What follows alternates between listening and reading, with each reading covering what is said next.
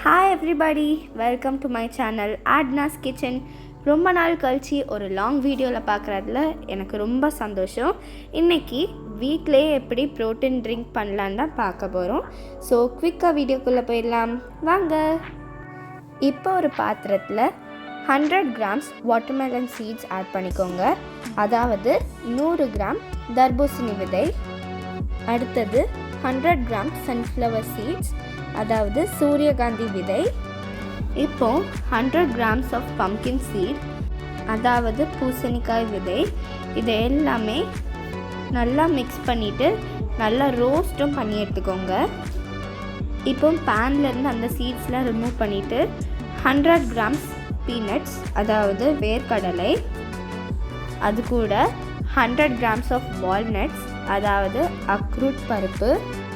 கூடவே 100 grams of almonds, பாதாம் சேர்த்துக்கோங்க.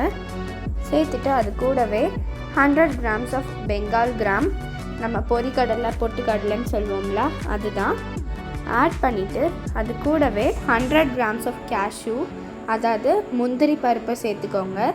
சேர்த்துட்டு எல்லாமே நல்லா மிக்ஸ் பண்ணி ரோஸ்ட் பண்ணி எடுத்துக்கோங்க.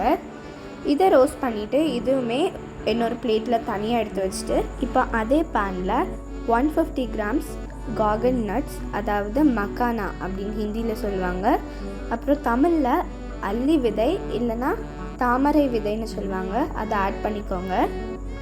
ஆட் பண்ணிவிட்டு இதையுமே நல்லா ரோஸ்ட் பண்ணி தனியாக எடுத்து வச்சுக்கோங்க. இப்போது அந்த மக்கானா, சீட்ஸ் அப்புறம் நட்ஸ் எல்லாம் தனியாக ரோஸ்ட் பண்ணி வச்சுருக்கோம்.